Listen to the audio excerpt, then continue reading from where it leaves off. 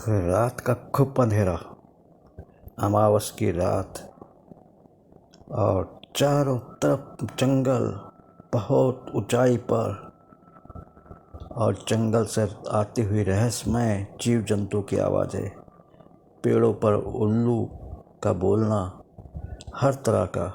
जंगल के बीच से रास्ता गया है और मैं चला जा रहा हूँ। मुझे जाना है ककलमठ मंदिर, जो कि मध्य प्रदेश में है, और मैं जा रहा हूँ। लगता है आज बारिश भी होगी, बादल भी छाने लगे हैं। इस समय शाम के 5 बज रहे थे और मैं चुपचाप चला जा रहा था, क्योंकि उस मंदिर में शाम के 6 बजे के बाद कोई भी नहीं जा सकता। भूतों का आतंक रहता है, चारों तरफ भूत ही भूत होते हैं। अब मैं उस मंदिर के बारे में बतला रहा हूँ। ये एक शिव मंदिर है, शंकर जी का मंदिर, ऐसा मंदिर जो कि शायद आपने कभी नहीं देखा होगा। उसमें जो शिवलिंग है उसका पता नहीं, ऊपर तो करीब 2.5-3 फीट का है, लेकिन नीचे कितनी गहराई में उसका आधार है ये आज तक पता नहीं लग पाया। और बहुत ही पुराना मंदिर है, 11वीं शताब्दी का, मतलब आज से कम 1100 साल तो बीती गई है। तो 1100 साल पुराना मंदिर, और मैं उसमें जा रहा हूँ। पहले मंदिर के बारे में बताऊँ। ये ककलमठ मंदिर है। इसको आप दिल्ली से यदि आप मुरैना होते हुए जाइए तो एक मुरैना में ही आगे एक जगह पड़ती है, मुरैना में ही है, जिसको सुहेनिया कहते हैं। सोहनिया में यही मंदिर स्थापित है। जंगल भी है और दूर दूर तक हरियाली, खेतों की हरियाली भी है, खेत भी है, और जरा ऊंचाई पर मंदिर है। लेकिन मंदिर जो है, ऐसा लग रहा है, ऐसा है कि आप वहाँ जाते हुए दिन में जाएंगे तो डरेंगे मंदिर अब गिरा तब गिरा। अब तो मंदिर को आर्कोलॉजिकल सर्वे ऑफ इंडिया ने अपने अधिकार में ले लिया है और उसका मरम्मत का कार्य चल रहा है। मंदिर बहुत ही सुंदर है। उस मंदिर की एक विशेषता भी है, समझे ना। उस मंदिर में यह है कि उसमें जो भी जो है क्या कहते हैं, पिलर्स हैं, स्तंभ, आप उसको गिनिए, 1 2 3 4 5 6 7 8 9 10 11 12, अब भैया गिनिए, फिर से गिनिए। तो कभी वो जो है संख्या बहुत अधिक हो जाएगी, कभी कम हो जाएगी।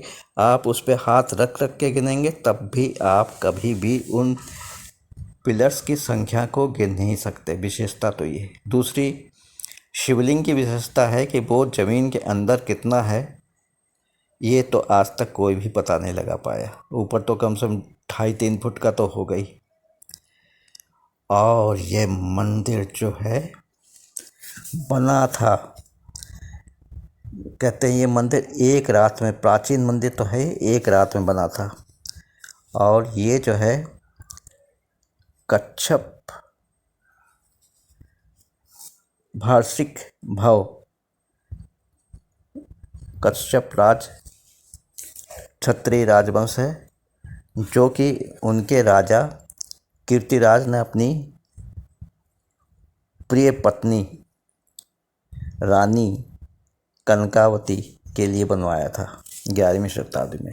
कहा जाता है कि उस समय उस क्षेत्र में जहाँ की राज था, कोई भी शिव मंदिर नहीं था और कनकावती को रोज़ शिव की पूजा करनी होती थी। अपने पत्नी के प्रेम में पागल राजा ने कहा कि मैं यहीं पर शिवलिंग की स्थापना करके एक भव्य मंदिर बनवाऊंगा, जिससे रानी को इतनी दूर जाना ना पड़े, उसके पूजन अर्चन में व्यवधान ना हो। और उन्होंने बनवा दिया। और उसके मंदिर की विशेषता है कि क्या कहते, पत्थरों से बना है, बड़े बड़े स्तंभ के ऊपर। अब बेहद खूबसूरत कारीगरी, जैसे खजुराहो वगैरह में है, मूर्तियाँ बनी हुई है चारों तरफ। लेकिन ऊपरी हिस्सा, अरे बाप रे, ऊपरी हिस्सा तो ऐसा लग रहा है कि जैसे अनगढ़ लोगों ने, जो कि मकान बनवा नहीं सकते हैं या जिनके हाथों से, वो एक के ऊपर एक पत्थर रख के उसका पूरा जो है भव्य जो मंडप है ऊपर तक बनाया, बहुत ऊंचाई तक गया है। और कहा जाता है इस मंदिर को शिव भक्त, वहाँ जो भूत हैं वो भूतों ने उसे एक रात में बनवाया था। देखने में ही लगता है कि भूतों ने बनवाया था, क्योंकि एक रात में बनने का मतलब है इतनी ऊंचाई पर ना कोई इंस्ट्रूमेंट वहाँ जा सकता है ना कुछ।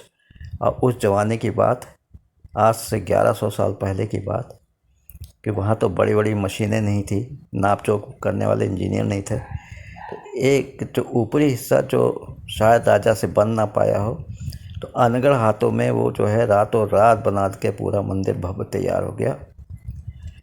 कुछ लोग तो ये कहते हैं कि वहाँ के जो भोले भाले ग्रामीण लोग हैं उन्होंने इस मंदिर को अधूरा देखा तो अपने हाथों से उस मंदिर को बनाया है, लेकिन किंवदंती तो ये भूतों ने बनाया। अब मैं तो भैया, और 6 बजे के बाद जाना मना, ASI के अनुसार, आर्कोलॉजिकल सर्वे ऑफ इंडिया के अनुसार, कि ये तो आप जा ही नहीं सकते 6 बजे के बाद। लेकिन मैं जा रहा हूँ, मैं और मेरा एक साथी। अब रात भर रुकने का प्रोग्राम, क्योंकि सुबह तक रुकना, कि सुबह के पहले यदि मैं नीचे उतर भी आता हूँ मंदिर से नीचे, तो शायद मैं कभी उस जंगल से और उस खेतों से मैं बाहर ना निकल सकूँ। इसलिए रात भर मजबूरन तो रुकना ही पड़ेगा। साए साए करती हवा चल रही थी। अरे ये क्या भैया, बादल भी गरजने लगे और tip tip tip tip tip tip पानी बरसने लगा। अब भैया हम जो है दोनों दौड़े, क्योंकि भाई जो है सामान भी था, खाने पीने का सामान, पानी वानी भी था, और उनके पास तो कैमरा वैमरा भी था, सब कुछ था, तो भाई सब खराब हो जाता ना। तो मैं भी दौड़ा, वो भी दौड़े, और किसी तरह से वहाँ मंदिर पर पहुँचे। मंदिर एक बहुत बड़े से प्लेटफॉर्म पे स्थापित है, देखने में अत्यंत सुंदर। इस समय बस जो है शाम ढलने वाली थी, लेकिन काले काले मेघ ने चारों तरफ से कर लिया। भयंकर बादल गरजने लगा, मूसलाधार बारिश होने लगी। हम लोग जल्दी से दौड़ के अंदर गए। हमने कहा पहले भगवान शिव की पूजन अर्चन कर लें। कुछ हम लोग बेलपत्र, फूल वगैरह, दूध वगैरह लाए थे, उससे शिवार्चन किया, और चुपचाप उसी मंदिर में डर ये रहे थे कि कहीं भड़बड़, इस भयंकर तूफ़ानी रात में, बरसात की रात में मंदिर कहीं ढह के गिर गया तो हम लोग के घर वालों को भी पता नहीं चलेगा कि हम लोग हैं कहाँ। और हम लोग दिल्ली से 325 किलोमीटर कार द्वारा ही आए थे, और कार जो है हम लोगों ने बहुत दूर खड़ी कर दी थी। ऐसे वहाँ चोरी चकारी का तो डर नहीं, क्योंकि ग्रामीण लोग हैं, और खेतों में और जंगलों में कौन रात में जाता कार चोरी करने के लिए। और वो भी भगवान शंकर का बनवाया हुआ इतना बड़ा क्षेत्र है। तो एक राजा की प्रेम कहानी, शाहजहां ने अपनी बेगम, दिलो जान से जो प्यारी बेगम मुमताज़ महल के लिए ताजमहल बनवाया, और दूसरा ये कि उनके प्रिय रानी कनकावती जो हैं, रोज़ उनको बहुत दूर जाके शिव की आराधना करती है। तो राजा साहब से रहा नहीं गया, और महाराज ने वहीं पर जो है शिव मंदिर का निर्माण किया, जो कनक मठ मंदिर मध्य प्रदेश के सोहनिया में है। अब चारों तरफ से हम लोगों ने देखा, पानी से बचने के लिए अंदर ही अंदर घूमते रहे। और जो एक विचित्र बात थी कि भैया पिलर भी गिने, तो लगे हाथ पिलर गिनने लगे, लेकिन नहीं, 1 2 3 4 5 6, फिर पता चला वो फिर 1 2 3 4 5 6 7 8, फिर वही 1 2 3 4 5 6, और कभी कम कभी ज़्यादा, कभी कम कभी ज़्यादा। हमने कहा रहने दो यार, अब नहीं गिनेंगे, ये मति भ्रम हो रहा है, अभी तो बहुत रात बाकी है, भूतों का इलाका है, पहले भूत भी देख लें। ऐसा करते करते फिर हम लोगों ने जो है पानी से बचने के लिए, अंदर तो थे ही, हमने कहा खाना वाना खा ले फिर आराम से बैठते हैं। तो जो हम लोग खाना वाना लाए थे, वहीं मंदिर से जरा सा, मतलब उस पवित्र मंदिर से जरा सा दूर एक अलग सी जगह पे बैठ के खाना खाया, पानी पिया, कुल्ला वुल्ला करके हाथ मुँह धो के फिर भगवान शिव के पास ही पहुंच गए। ऐसा करते करते हम लोगों ने 1 2 घंटा बिताए। अब रात के 12 बज रहे थे। अचानक ऐसा लगने लगा कि जो है बहुत से लोग जो हैं आसपास दौड़ रहे हैं। फिर एकाएक क्या देखा मैंने कि मंदिर में कोई, हम लोग उसी शिवलिंग के पास मुश्किल से 4-5 फुट की दूर पर बैठे होंगे। देखा एक सुदर्शन सा युवक हाथ में पुष्प वो लिए हुए, जल लिए हुए आता है, बेलपत्र पुष्प जल, और शिव पर चढ़ाता है और कुछ कहता है, भगवान शिव की कोई आराधना करता है, मंत्र पढ़ता है। हम लोग जान नहीं पाए क्या कह रहा है, अस्पष्ट भाषा में कुछ कह रहा था। पूजा करता है हम लोग की आंखों के सामने, और देखते देखते गायब हो गया। उसके बाद तो लगता है चारों तरफ से खी खी खी खी अजीब अजीब से विचित्र आवाज़ है, जैसे कोई हंस रहा हम लोग के पास। कभी कभी ऐसा लगता था कि हम लोग के कोई कान खींच रहा है, कोई धक्का मार रहा है, कोई हमारे बालों को सहरा रहा है। और भैया भूतों की लीलाएं चलती रही। रात के 2 बज गए थे और पानी का तो रुकने का नाम ही नहीं। हमने कहा कल सुबह हम लोग जाएंगे तो कैसे, चारों तरफ तो पानी भर गया होगा। तो इसी चिंता में थे। तो बहुत अंधेरा, चारों तरफ अंधेरा, भयंकर आवाज़ें खेतों से और दूर कहीं जंगलों से आ रही थी, और निर्जन इलाका, दूर दूर तक तो उसमें बिजली का कोई भी नाम नहीं था कि कोई भी इलेक्ट्रिक लाइट हो कुछ हो। और मंदिर का जो ऊपरी हिस्सा था, बाप रे बाप, शाम को तो देख लिया था, अब सुबह देखना बाकी था। उसको देख के तो आपके जान में निकल जाएगी, क्योंकि पत्थरों को ऐसे करके बिना किसी मसालों के ऐसे करके अनगढ़ रूप से धरा गया था। उसका ऊंचाई मतलब मंडप ऊपर तक बनाने के लिए, जिस पर शिखर होता है उसको बनाने के लिए, कि कभी भी वो तेज़ हवा का झोंका आया हो गया। लेकिन आज हज़ारों साल बीत गए, 1100 साल से ऊपर, इतनी कितनी तूफान, कितनी बरसात भयंकर हुई होगी, लेकिन आज तक वो गिरा नहीं मंदिर। अब भाई उस मंदिर की एक और विशेषता है, कहते हैं ये मंदिर भरभरा के तब गिरेगा जबकि 9 एक आँख वाले नाई जाति की बारात एक साथ इस मंदिर के पास से निकलेगी, और उस दिन ये भरभरा के गिर जाएगा।